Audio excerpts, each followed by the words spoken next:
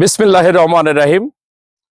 সম্মানিত পাবনা সদর হিমায়তপুর ইউনিয়নবাসী, আসসালামু আলাইকুম ওয়া রাহমাতুল্লাহ। আপনারা কেমন আছেন? আমি আপনাদের সুস্বাস্থ্য ও মঙ্গল কামনা করি। আমাদের হিমায়তপুর ইউনিয়ন বাংলাদেশের একটি ঐতিহ্যবাহী ইউনিয়ন। ২০ কোটি মানুষের মধ্যে ২০ কোটি মানুষই হিমায়তপুর ইউনিয়নকে এক নামে চেনে এবং জানে। সেই হিমায়তপুর ইউনিয়নের যে অবহেলিত অবকাঠামো উন্নয়ন কল্পে আমি আগামীতে ইউপি চেয়ারম্যান হিসাবে নির্বাচনে অংশগ্রহণ করতে যাচ্ছি।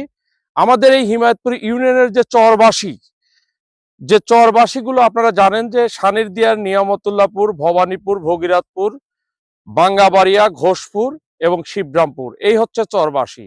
এই চরবাসীগুলো আসলেই অবহেলিত। তাদের রাস্তার ঘাটের অবহেলিত, তাদের চলাচলে অবহেলিত, তাদের স্কুল কলেজ অবহেলিত, তাদের বিভিন্ন সাইড দিয়ে অবহেলিত অবস্থান রয়েছে।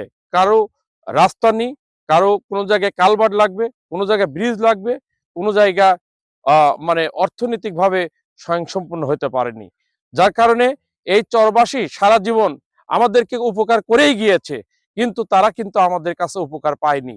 আমরা এই চরবাসীকে চাই উন্নত আধুনিকায়ন করার লক্ষ্যে রাস্তাঘাটের উন্নয়ন করা, মসজিদ মাদ্রাসার উন্নয়ন করা, স্কুলের উন্নয়ন করা এবং যেগুলো আপনার অবহেলিত নদীর উপরে কালভার্ট, যেমন সাঁকো ব্রিজ, ছোট ছোট ব্রিজগুলো, এগুলো করা দরকার।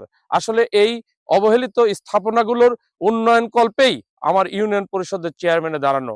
সেই সাথে আমাদের হিমায়তপুর ১ নম্বর ওয়ার্ড, নাজিরপুর ২ নম্বর ওয়ার্ড, আপনার হচ্ছে আপরি পাটকেপাড়া বাহাদুর ৩ নম্বর ওয়ার্ড, এই ওয়ার্ডগুলো আমাদের শিবরামপুর যে ওয়ার্ডটা, এটা একেবারেই অবহেলিত।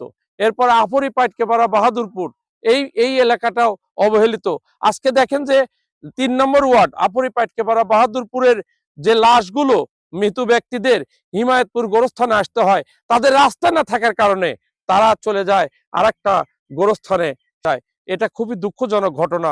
আমরা এই সকল অবহেলিত স্থাপনার উন্নয়ন কল্পে জাতি, ধর্ম, বর্ণ, দল মত নির্বিশেষে আমি হিমায়তপুর ইউনিয়নের চেয়ারম্যান হিসাবে অংশগ্রহণ করতে যাচ্ছি।